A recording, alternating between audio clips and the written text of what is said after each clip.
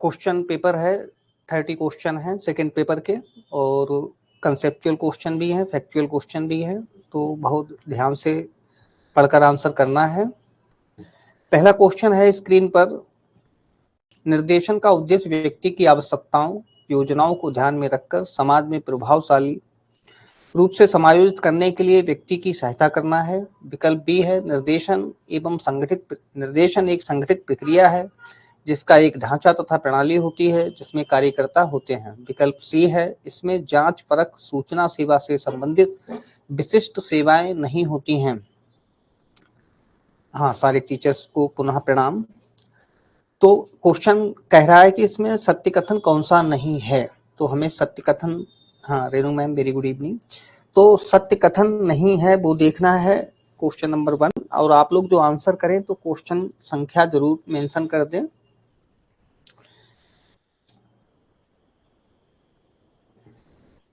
निर्देशन का उद्देश्य व्यक्ति की आवश्यकताओं और योजनाओं को ध्यान में रखकर, हाँ राइट आंसर आपका आया है सी, इसका सी होगा, क्योंकि जो क्वेश्चन की प्रकृति है वो निर्देशन की जो प्रकृति है, तो निर्देशन में जांच परख सूचना सेवा से संबंधित विशिष्ट सेवाएं होती हैं, और यहाँ पर है नहीं होती हैं, तो इसलिए इसका सी होगा राइट आंसर। और ये बहुत ध्यान देने वाली बात है कि इस प्रकार के क्वेश्चन आते हैं तो एक तो यहाँ पर हमें ध्यान रखना होता है कि है या नहीं है, और एक अंदर के जो कथन होते हैं, स्टेटमेंट होते हैं, इनमें होता है, क्योंकि कभी कभी क्या होता है आंखें धोखा खा जाती हैं और सरल पता हुआ क्वेश्चन गलत हो जाता है। नेक्स्ट क्वेश्चन देखते हैं, क्वेश्चन नंबर सेकेंड, दूसरा, निर्देशन डॉट डॉट डॉट एक सेवा है, सामूहिक एवं व्यक्तिगत दोनों, ऑप्शन सी इनमें से कोई नहीं। क्वेश्चन नंबर सेकेंड,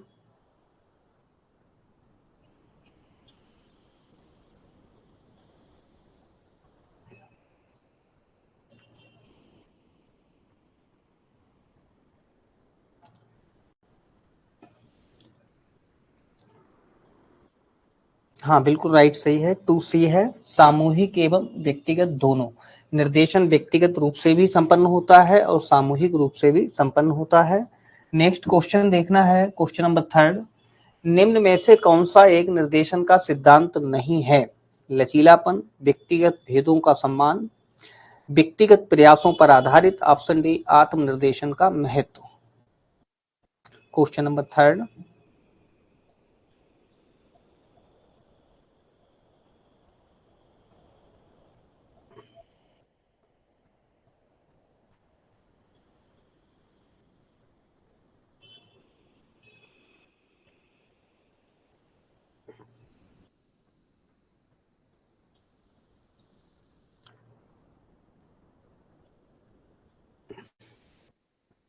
देखिए बड़ा कल ही इस टॉपिक पर चर्चा हुई थी, और बिल्कुल राइट आंसर प्रमोद सर का आया है, थर्ड सी होगा।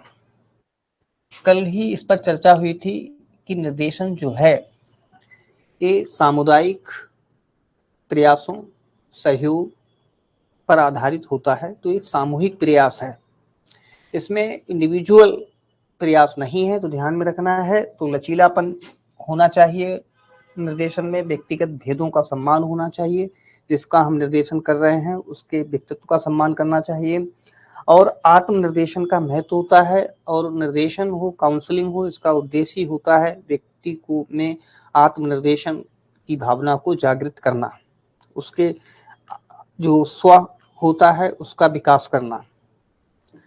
नेक्स्ट क्वेश्चन देखते हैं, क्वेश्चन नंबर 4, समाजविति विधि का उपयोग निम्न में से किस एक को जानने हेतु किया जाता है? समूह ध्रुवीकरण, ऑप्शन बी समूह गतिशीलता, ऑप्शन सी समूह की संरचना, ऑप्शन डी इनमें से कोई नहीं। क्वेश्चन नंबर 4, समाजविति विधि का उपयोग निम्न में से किस एक को जानने हेतु किया जाता है? 4 विकल्प आपके सामने हैं।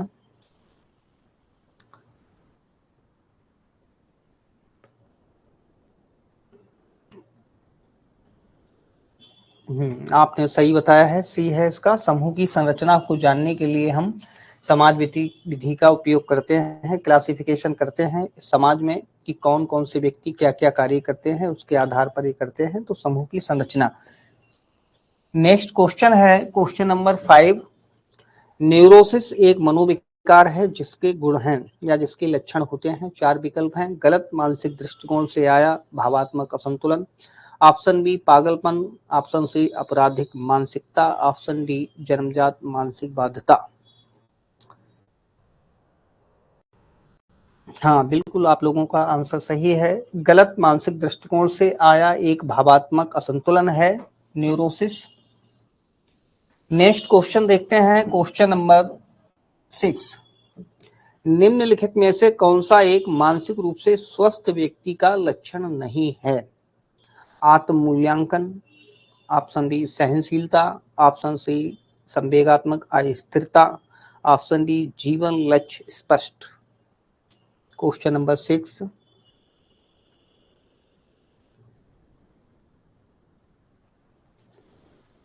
बिल्कुल राइट आंसर आप लोगों का है सी संवेगात्मक अस्थिरता। जो मानसिक रूप से स्वस्थ व्यक्ति जितनी मात्रा उनमें होती है स्वास्थ्य की, मानसिक स्वास्थ्य की, उतनी ही उनमें संवेगात्मक स्थिरता पाई जाती है। और यहाँ पर ये भी ध्यान रखना है कि जो मानसिक स्वास्थ्य का कंसेप्ट है वो कंसेप्ट यही बताता है कि 100% जैसी कोई बात नहीं होती है मानसिक स्वास्थ्य विज्ञान में। प्रत्येक व्यक्ति कभी न कभी तनाव, चिंता, दुश्चिंता इत्यादि से ग्रसित हो जाता है। नेक्स्ट क्वेश्चन है क्वेश्चन नंबर 7। सॉरी, मानसिक स्वास्थ्य की उपचारात्मक विधियां हैं। निर्देशन, ऑप्शन बी सम्मोहन, ऑप्शन सी मनोअभिनय, ऑप्शन डी उपरोक्त सभी। Question number 7।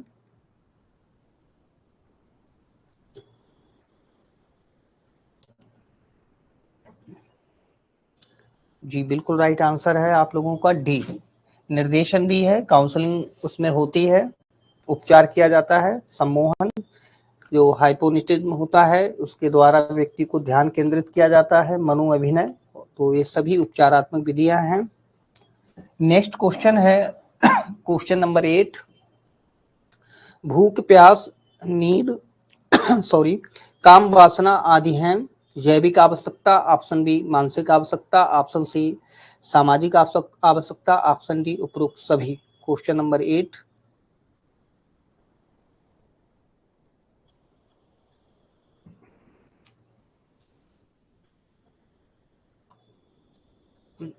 जी बिल्कुल राइट आंसर है। भूख, प्यास, निद्रा ये सभी जैविक आवश्यकता है या इनको हम शारीरिक आवश्यकता भी कहते हैं। शारीरिक आवश्यकता,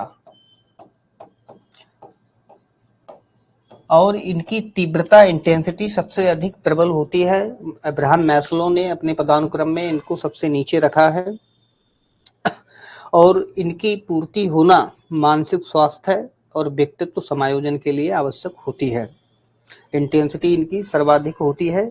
यदि इन आवश्यकताओं की पूर्ति नहीं होती है तो निश्चित रूप से व्यक्ति का व्यक्तित्व जो है कुसमायोजित हो जाता है और उसमें विभिन्न प्रकार के मानसिक वेदनाएं उत्पन्न कर देता है, जिसकी वजह से व्यक्ति का मानसिक संतुलन गड़बड़ा जाता है।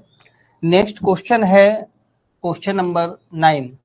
अपनी थोड़ा सा पहले बैक लेते हैं। जब बात हो रही थी भूख, प्यास तो मानसिक स्वास्थ्य की, तो यहाँ पर एक चीज और ध्यान देने की बात है। मानसिक स्वास्थ्य में प्रभाव सभी प्रकार की आवश्यकताओं का होता है। Very good evening sir. मानसिक आवश्यकताओं की पूर्ति भी जरूरी होती है। यदि व्यक्ति की मानसिक आवश्यकताओं की पूर्ति नहीं होती है तब भी व्यक्ति का मानसिक स्वास्थ्य प्रभावित होता है। सामाजिक प्रेम, स्नेह सभी व्यक्तियों की आवश्यकता है। सब लोग चाहते हैं कि समाज में उसको सम्मान मिले, उसके व्यक्तित्व का आदर हो, उसकी बात सुनी जाए। तो कहने का आशा यह है कि सभी प्रकार की आवश्यकताओं की पूर्ति होना व्यक्ति और उसके मानसिक स्वास्थ्य के लिए आवश्यक होता है। नेक्स्ट क्वेश्चन देखते हैं क्वेश्चन नंबर 9। अपनी कमजोरी, प्रवृत्तियों एवं अमान्य इच्छाओं को दूसरों पर आरोपित करना होता है। प्रक्षेपण, ऑप्शन बी युक्तिकरण, ऑप्शन सी प्रतिगमन, ऑप्शन डी उदातीकरण। उदातीकरण, उदातीकरण। Question number 9। हाँ, सरिता मैम ने ये बताया है, राजेश सर ने ये बताया है, बिल्कुल सही है। राइट आंसर ए होगा इसका प्रक्षेपण। भी प्रीवियस क्लासेस में ही प्रक्षेपण पर चर्चा हुई थी। दूसरे जो व्यक्ति प्रक्षेपण करते हैं तो वो अपनी कमियों को, अपनी नकारात्मक अभिवृत्तियों को दूसरे में तलाशने का प्रयास करते हैं या दूसरों पर आरोपित कर देते हैं। Kailash sir, very good evening. तो इस तरीके से प्रक्षेपण है। युक्तिकरण में क्या होता है कि व्यक्ति जो है तर्क देकर अपनी बात को सही सिद्ध करने का प्रयास करता है, जैसे अंगूर खट्टे हैं, या एक बच्चा असफल हो जाता है तो वो दूसरों पर दोषारोपण कर देता है कि टीचर ने पढ़ाया नहीं था या हमारा स्वास्थ्य गड़बड़ हो गया था, तो वो युक्तिकरण या औचित्यकरण कहलाता है। प्रतिगमन में व्यक्ति पीछे की ओर लौटता है, अपने पीछे के जीवन में आनंद लेने लगता है और यथार्थ से उसका नाता टूट जाता है। उदात्तीकरण में व्यक्ति जो है वो सब्लिमेशन करता है, अर्थात अपनी नकारात्मक इच्छाओं, अभिवृत्तियों का उनका शुद्धिकरण करता है, तो वो सब्लिमेशन कहलाता है। नेक्स्ट क्वेश्चन, क्वेश्चन नंबर 10, श्रेष्ठता का प्रयास के संप्रत्यय का प्रतिपादन किसने किया था? अल्फ्रेड एडलर, फ्राइड, जुंग और रोजर्स। जुंग और रोजर्स, 4 विकल्प हैं यहाँ पर।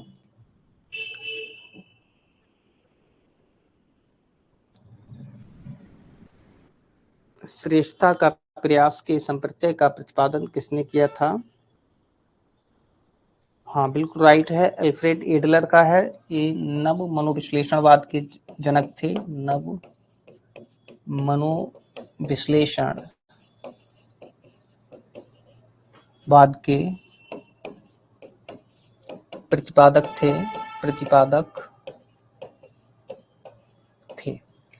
नेक्स्ट क्वेश्चन है क्वेश्चन नंबर 11, किस आयोग ने सुझाव दिया था कि प्राथमिक विद्यालयों से ही निर्देशन कार्यक्रम आरंभ करना चाहिए? फैक्चुअल क्वेश्चन है, इसमें हमें सोचना नहीं पड़ता है, यदि हमने पहले पढ़ा है, सुना है, तभी आंसर आता है इसका। मुदालियर आयोग, कोठारी आयोग, ज्ञान आयोग और राधाकृष्णन आयोग। Question number 11। हाँ, बिल्कुल राइट आंसर है कोठारी आयोग। कोठारी आयोग ने सुझाव दिया था कि निर्देशन कार्यक्रम जो है प्राथमिक विद्यालयों से ही शुरू किया जाए, और जैसा कि निर्देशन की प्रकृति भी है कि निर्देशन की प्रक्रिया जो है जन्म से शुरू हो जाती है, तो प्राथमिक स्कूल से ही बच्चों को निर्देशन दिया जाए ताकि वो अपनी रुचियों का पता लगा सकें, अपनी योग्यताओं का मूल्यांकन कर सकें और उनमें आत्म प्रत्यय विकसित होने लगे। नेक्स्ट क्वेश्चन है, इड का संबंध होता है इड अचेतन से, वी अर्धचेतन से, ऑप्शन सी चेतन मन से, ऑप्शन डी उपरोक्त सभी से। Question number 12। हाँ, बिल्कुल राइट आंसर मैम आपने बताया है, अचेतन से। अचेतन से होता है, और ये भी फ्राइड का ही मनोविश्लेषण सिद्धांत का एक पक्ष है। क्वेश्चन नंबर 13, मानसिक स्वास्थ्य को निम्न में से कौन सा कारक प्रभावित नहीं करता है? वंशानुक्रम, विद्यालय वातावरण, समाज और जेंडर। बहुत इंपॉर्टेंट क्वेश्चन है क्वेश्चन नंबर 13।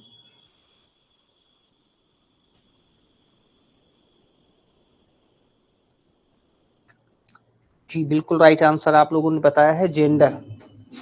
वंशानुक्रम करता है, विद्यालय का वातावरण भी करता है, समाज भी करता है, जेंडर का कोई साइड इफेक्ट मानसिक स्वास्थ्य पर नहीं होता है। अगला क्वेश्चन है क्वेश्चन नंबर 14, उपबोधन करना है एक कला, ऑप्शन बी विज्ञान, ऑप्शन सी कला एवं विज्ञान दोनों, ऑप्शन डी उपरोक्त में से कोई नहीं। Question number 14। जी, राइट आंसर बताया आप लोगों ने, सभी लोगों ने, कला एवं विज्ञान दोनों है, काउंसलिंग करना। उपबोधन को परामर्श भी कहते हैं, परामर्श, और इसके अंग्रेजी वर्जन पे हमें ध्यान देना है, काउंसलिंग। काउंसलिंग तो उपबोधन करना कला और विज्ञान दोनों होता है। जब हम एक सिस्टम के तरीके से निश्चित नियमों और सिद्धांतों के दायरे में रहकर किसी व्यक्ति की काउंसलिंग करते हैं तो वो विज्ञान हो जाता है।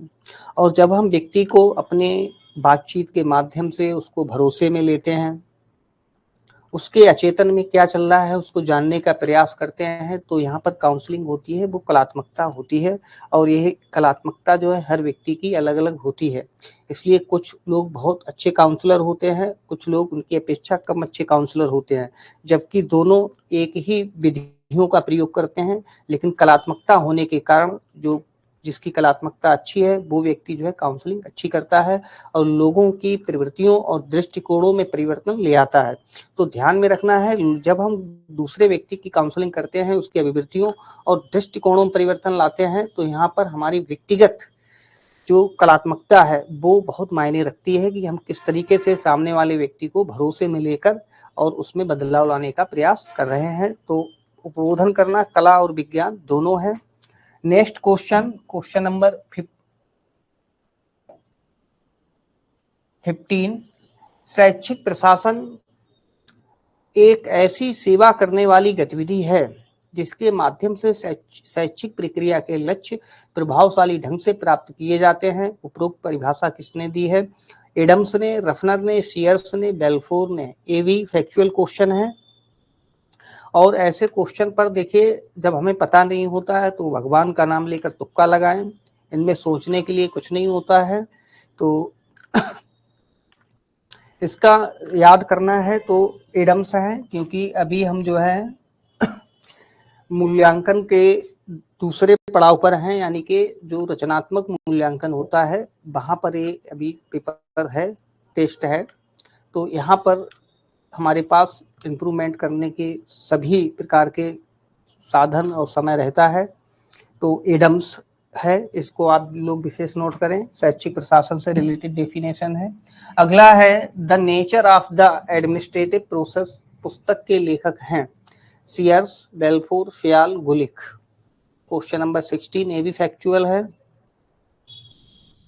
The nature of administrative process, पुस्तक के लेखक, तो इसका भी बता देते हैं, सीयर्स है, सीयर्स।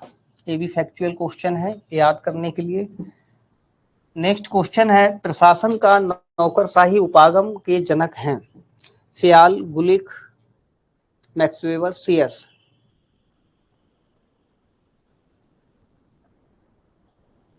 क्वेश्चन नंबर 17, हाँ बिल्कुल राइट बताया मैम और सभी लोगों ने right answer, max weber. Germany का समाजशास्त्री था मैक्स वेबर, उसने प्रशासन का नौकरशाही उपागम दिया था। फ्याल ने 5 नियम बताए थे प्रशासन के, और गुलिक ने, लूथर गुलिक ने पोस्ट कार्ड दिया था। क्वेश्चन नंबर 18 भी देख लेते हैं। शैक्षिक प्रशासन की प्रकृति है, शैक्षिक प्रशासन की प्रकृति है कला विज्ञान, कला विज्ञान दोनों, उपरोक्त में से कोई नहीं। क्वेश्चन नंबर 18,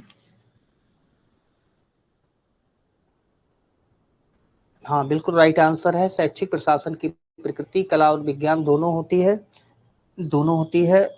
जिस तरीके से काउंसलिंग कला और विज्ञान है, ठीक उसी प्रकार से शैक्षिक प्रशासन भी, प्रशासन करना भी कला और विज्ञान दोनों होता है। हर सभी नेता जो है अपनी कलात्मकता से शासन प्रशासन करते हैं, सुधार लाते हैं, और लोग उनके जो अनुयायी होते हैं, कर्मचारी होते हैं, उनको सम्मान देते हैं, और कार्य को जो निष्पादन होता है वो 100% की ओर जाता है, प्रगति की ओर। तो ये कला और विज्ञान दोनों है। नेक्स्ट क्वेश्चन है क्वेश्चन नंबर 19, शिक्षा प्रशासन का प्रक्रम है केंद्र, प्रांत, स्थानीय संस्थान एवं व्यक्तिगत प्रयास। सॉरी क्वेश्चन, और ऑप्शन डी है, डी, ये सभी।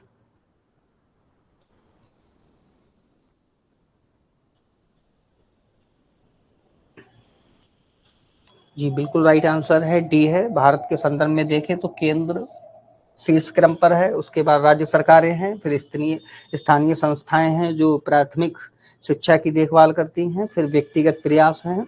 व्यक्तिगत प्रयास भी भारत में शिक्षा प्रणाली को सुधारे हुए हैं, और देखा जाए तो सरकार से ज़्यादा शिक्षा की जो गुणवत्ता है वो व्यक्तिगत प्रयासों के ही हाथों में है। तो इसका राइट आंसर डी होगा। Question number 20, dot dot dot वह सूची है जिसमें शिक्षकों तथा कक्षाओं का एक सप्ताह का कार्य विवरण प्रदर्शित किया जाता है। ऑप्शन ए प्रबंध, ऑप्शन बी समय तालिका, हाँ, देखिए प्रबंधन करना भी कला और विज्ञान होता है, क्योंकि हम सब लोग नीति के तहत, विधान के तहत कार्य करते हैं, लेकिन वो कार्य करने में हमारी एबिलिटी होती है, वो एबिलिटी प्रभावित करती है। तो किसी भी प्रकार का मैनेजमेंट हो, प्रबंधन हो, शासन प्रशासन हो, निर्णय लेना हो, इसमें भले ही हम नियमों के दायरे में लेकर करते हैं, लेकिन फिर भी उसमें कलात्मकता रहती है।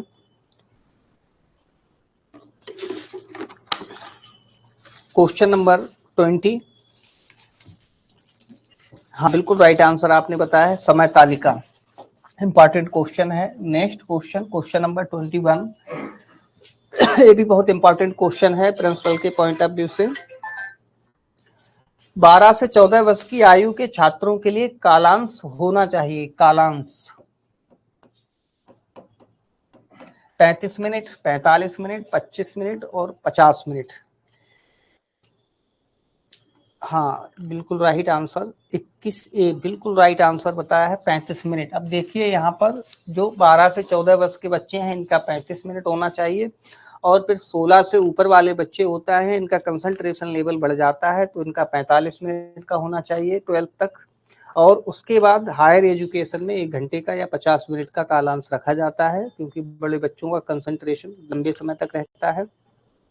दूसरा, 25 मिनट शिक्षा शास्त्री, जो विदेशी शिक्षा शास्त्री हैं, वो बताते हैं कि जो छोटी कक्षाएं होती हैं 2-3 क्लास की, वहां पर 25 मिनट का पीरियड रहना ठीक होता है।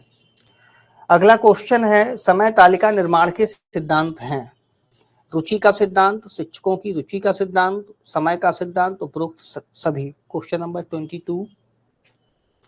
बिल्कुल राइट आंसर है डी। नेक्स्ट क्वेश्चन है, शैक्षिक नेतृत्व के कार्य हैं निर्णय लेना, योजना बनाना, समन्वय करना, उपरोक्त सभी। हाँ, ये क्वेश्चन भी काफी अच्छा है, और क्वेश्चन इस तरीके से आपके पूछे जाते हैं। राइट आंसर बताया है डी। Next question 24। ये भी बड़ा इंपॉर्टेंट स्टेटमेंट है। समाज में स्कूल की प्रसिद्धि तथा स्थिति इस बात पर निर्भर करती है कि प्रधानाध्यापक का विद्यालय के अध्यापकों, विद्यार्थियों और उनके माता पिता तथा सामान्य पर कितना प्रभाव है। उपरोक्त कथन है माध्यमिक शिक्षा आयोग, जिसे मुदालियर आयोग भी कहते हैं, कोठारी आयोग, राधा कृष्णन, हुमायूं कबीर।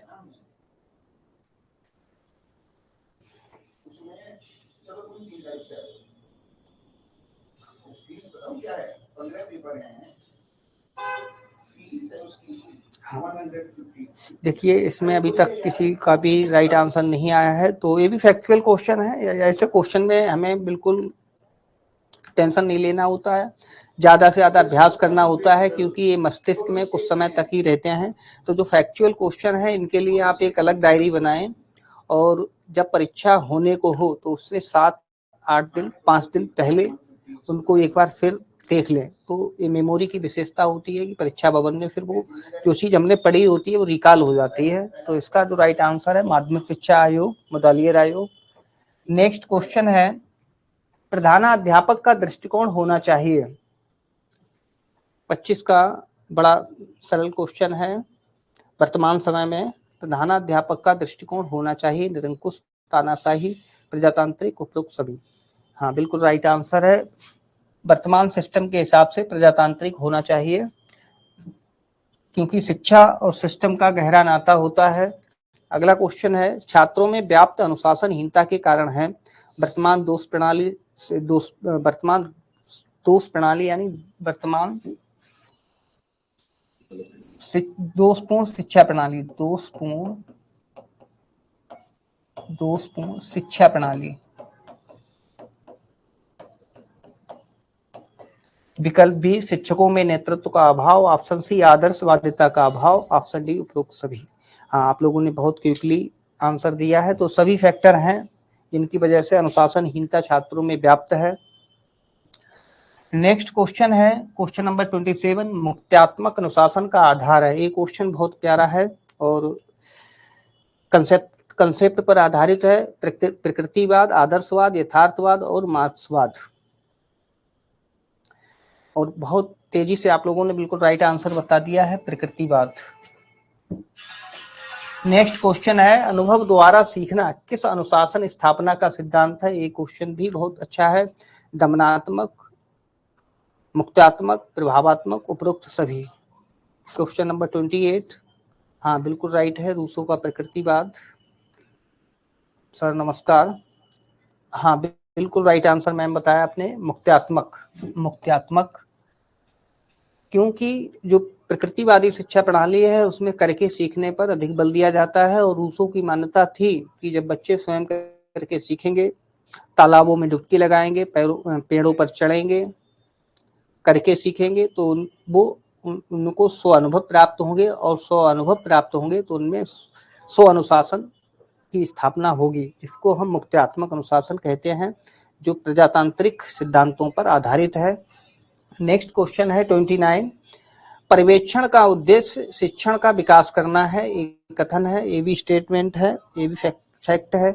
तो इसका जो राइट आंसर होगा, अगर आप लोगों ने पढ़ा है तो बताएं।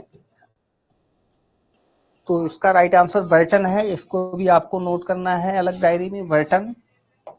अगला क्वेश्चन है, पर्यवेक्षण की प्रकृति है निदानात्मक, सुधारात्मक, निदानात्मक एवं सुधारात्मक। ऑप्शन डी इनमें से कोई नहीं।